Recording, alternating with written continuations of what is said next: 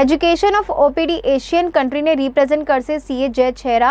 એશિયાના 165 દેશની સંસ્થાઓમાંથી 193થી વધુ સંસ્થાઓ ઓપીડીના મેમ્બર્સ છે। Chairman committee education and OPD સાફામાં નિમણૂક પામેલા સુરતના જય છેરાએ સાફા વિશેની માહિતી આપી હતી।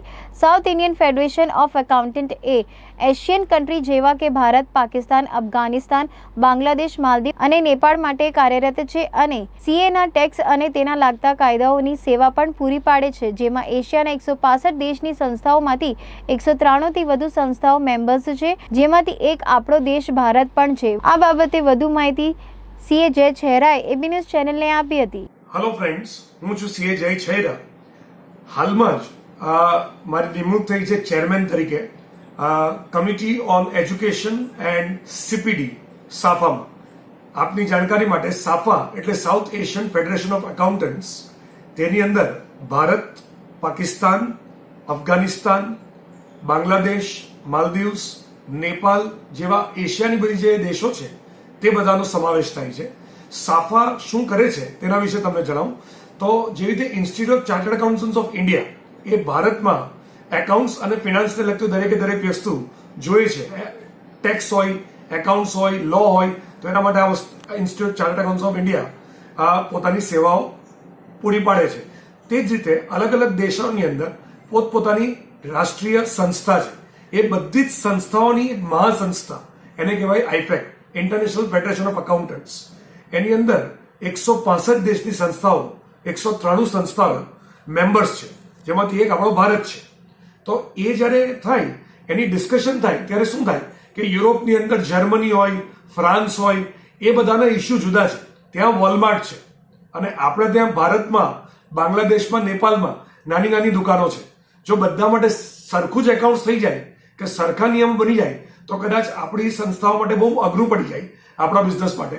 એટલે આપણે આપણા બધા જે દેશો છે જે એક સરખી કન્ડિશન્સમાં જીવે છે અને બિઝનેસ કરે છે, તેના માટે આપણો અવાજ અને આપણું વર્ચસ્વ વ્યવસ્થિત રહી, તેના માટે આપણે સંગઠિત થવાની જરૂર છે। એના માટે છે South Asian federation of accountants. એની એક અગત્યની જે આપણી કમિટી છે તે છે એજ્યુકેશન એન્ડ સીપીડી, જેનો અત્યારે ચેરમેન મને બનાવવામાં આવ્યો છે। આ કમિટીના મુખ્ય બે કામ છે। પહેલું, એજ્યુકેશન એ વિદ્યાર્થીઓ માટે છે। વિદ્યાર્થીઓ માટે સારામાં સારું એજ્યુકેશન કેવી રીતે પૂરું કરવું આપણા દેશોમાં, કારણ કે ભવિષ્ય આપણા દેશોનું છે, એશિયાનું છે ભવિષ્ય। અને બીજું છે તે સીપીડી છે। સીપીડી એટલે કન્ટિન્યુઅસ પ્રોફેશનલ ડેવલપમેન્ટ। તમે ચાર્ટર્ડ એકાઉન્ટન્ટ બની ગયા, તેનો અર્થ એમ નથી કે વાત પૂરી થઈ ગઈ, હવે તો શરૂ થઈ છે। હવે તમારા માટે રોજ રોજ નવા કાયદાઓ આવે છે, પછી ઇન્કમ ટેક્સ હોય કે જીએસટી હોય કે પછી કંપની લો હોય, અલગ અલગ પ્રોવિઝન્સ, અલગ અલગ જોગવાઈ હોય। તે ઉપરાંત ટેકનોલોજીને કારણે ઘણું બધું નવું થતું હોય। તો આપણા એશિયાના અલગ અલગ દેશોના જે ચાર્ટર્ડ એકાઉન્ટન્ટ્સ છે, કોસ્ટ એકાઉન્ટન્ટ્સ છે, એને કેવી રીતે ડેવલપ કરવા લગાતાર એ આ કમિટી જોઈ છે। તો હા, આ કમિટીનું કામ છે। મને કાલે જ ચેરમેનશીપ મળી છે અને કાલે જ એની પહેલી મિટિંગ છે, જે મિટિંગમાં અમે ડિસ્કસ કરશું આ વર્ષનો આખો રોડમેપ કે અમે ઇન્ડિયામાં, પાકિસ્તાનમાં, બાંગ્લાદેશમાં કયા કયા પ્રોગ્રામ કરશું। આ પહેલા ચેરમેન તરીકે મારી નિમણૂક અત્યારે થઈ છે, આ પહેલા હું આ કમિટીમાં સભ્ય હતો અને તેથી જ મને એક લક્ઝરી એ મળી છે કે ભારત સરકાર તરફથી પાકિસ્તાન, બાંગ્લાદેશ, શ્રીલંકા, માલદીવ્સ બધે જ ફિઝિકલી જઈને અલગ અલગ પ્રોગ્રામ્સ કરવા, એટેન્ડ કરવા, એઝ અ સ્પીકર જવું, એઝ અ કોર્ડિનેટર જવું, ઇન્ડિયાને રિપ્રેઝેન્ટ કરવું, આ તકો આગળ મળી છે। હવે ચેરમેન તરીકે હજુ વધારે તક મળશે અને તેનાથી હું ઇન્ડિયાને હજુ એક સ્ટેપ આગળ લઈ જઈ શકું અને ગુજરાતમાંથી સુરત હોવાને કારણે કદાચ એમ કહી શકાય કે સુરત આજે એશિયા માટે પ્રતિનિધિત્વ કરી રહ્યું છે। જયભાઈ, આપણે કેટલા વર્ષ માટે આપણી નિમણૂક થઈ છે અને આનાથી તમારા વિદ્યાર્થીઓને શું લાભ થશે? આમાં નિમણૂક એક વર્ષ માટે થઈ છે। આમાં દર એક વર્ષે તમારો રોલ બદલાય। આ જે સાફા છે તેમાં ઘણી બધી અગત્યની વસ્તુ છે।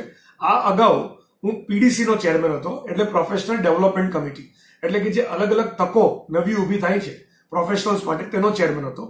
હવે હું સ્ટુડન્ટ્સ અને સીપીડીનો ચેરમેન છું। એ રીતે દર વર્ષે તમારું પ્રોફાઇલ બદલાય। એક વર્ષની નિમણૂક છે અને સ્ટુડન્ટ્સને શું ફાયદો થશે તો સ્ટુડન્ટ્સમાં એવું છે, હવે ફોર્ચ્યુનેટલી કોવિડને કારણે બધી જ વસ્તુનું નુકસાન નથી થયું। એક ફાયદો એ પણ થયો છે કે આપણે ઝૂમ અને બીજા બધા બ્લુ જીન્સ જેવા પ્લેટફોર્મથી એકબીજા સાથે આજે બહુ ઇઝીલી સંકળાઈ શકીએ છીએ। તો આ જે બી દેશો છે ને એશિયાના, તેના વિદ્યાર્થીઓને એકબીજા સાથે ઇન્ટરેક્શન કરવાનો મોકો મળશે। તમે સુરતનો વિદ્યાર્થી અહીંયાથી બેઠા બેઠા બેંગ્લોર, કરાચી, ઢાકા, કોલંબો ના વિદ્યાર્થી સાથે ડિસ્કસ કરી શકશે. આનો એક મેજર ફાયદો એ થશે કે જ્યારે યુરોપિયન કન્ટ્રીઝ અને અમેરિકન કન્ટ્રીઝ ભવિષ્યમાં કંપની જ્યારે આવશે આ બધા દેશોમાં, ત્યારે એ લોકોને જે એકાઉન્ટ્સની સિસ્ટમની સુવિધા મળશે ત્યારે લીડ કોણ કરશે? ભારત. આ જેટલા દેશો છે એમાં સૌથી મોટો લીડર કોણ છે? ભારત. એટલે તમને આખા એશિયાનું કામ ભારતમાં આવી શકે તે પ્રમાણે આપણે વિદ્યાર્થીઓને ટ્રેન કરશું. ચાર્ટર્ડ એકાઉન્ટન્ટ છે જે લોકોએ પોતાનું કામ વધારવું છે અથવા એમાં ડેવલપમેન્ટ કરવું છે, તો એ લોકો આ વસ્તુનો લાભ કેવી રીતે લઈ શકે? એના માટે આપણે CPD છે, કન્ટિન્યુઅસ પ્રોફેશનલ ડેવલપમેન્ટ. આ CPD જે કમિટી છે સાફાની, તે દરેક જે સંસ્થા છે એની સંસ્થા કોણ કોણ છે? Institute of chartered of India, institute of chartered accountant Pakistan, Sri Lankan institute chartered accountants, અફઘાનિસ્તાનની institute, Nepal, આ બધી જ સંસ્થાઓ. તો એ બધા મેમ્બરને પહેલા કહેશે કે ભાઈ તમે CPDમાં અત્યારે તમે શું કરી રહ્યા છો, કેટલા કલાક તમે ફાળવો છો, કયા કયા ટોપિક લો છો, એ બધાને કમ્પાઇલ કરશું. એ કમ્પાઇલ કરવા પરથી એક કોમન પ્લેટફોર્મ કે કોમન મિનિમમ પ્રોગ્રામ તૈયાર કરશું. અને એના માટે આપણે વર્લ્ડ વાઇડ એક્સપર્ટ્સને પણ લઈશું. આઈફેક્ટના એક્સપર્ટ્સ પણ આ કમિટીમાં આવશે અને તે પ્રમાણે આપણે મેમ્બર્સને ટ્રેન કરશું. પછી એ ટેક્સેશન હોય, ટેકનોલોજી હોય, ફિનાન્સ હોય, IFRS હોય, અલગ અલગ નવી ફિલ્ડ્સ છે. તો કઈ કઈ નવી તકો છે એનું આપણે મેમ્બર્સ માટે બુકલેટ બહાર પાડશું, વેબસાઇટ પર મૂકશું, એ લોકોને ઈમેલ્સ મોકલશું. તો આ રીતે મેમ્બર્સને આપણે ડેવલપ કરશું નવી તક માટે. અંતમાં આપ તમારા જે ચાર્ટર્ડ એકાઉન્ટન્ટ મિત્રો છે અથવા જે વિદ્યાર્થીઓ છે એને શું સંદેશ પાઠવશો? ચાર્ટર્ડ એકાઉન્ટન્ટ્સ ફ્રેન્ડ્સ અને વિદ્યાર્થીઓને તો એ જ કહી શકાય કે now we have opened up to a great opportunity. જો આજે IT ઇન્ડસ્ટ્રીમાં આખી દુનિયા ઇન્ડિયા તરફ જોઈ રહી છે, તો નેક્સ્ટ જે ઓપોર્ચ્યુનિટી સૌથી મોટી તે છે ફિનાન્સ, ટેક્સેશન અને રિપોર્ટિંગ. અને એના માટે જો કોઈ સૌથી સક્ષમ હોય તો ઇન્ડિયન્સ છે. અને ચાર્ટર્ડ એકાઉન્ટન્ટ્સ માટે વન્ડરફુલ ઓપોર્ચ્યુનિટી છે. તમે તમારું વિઝન લોકલ નહીં રાખતા, ગ્લોબલ રાખો અને કન્ટિન્યુઅસલી પોતાને ડેવલપ કરો, વર્લ્ડ વાઇડ નેટવર્ક ઊભું કરો અને ચોક્કસપણે યુ વિલ સક્સીડ.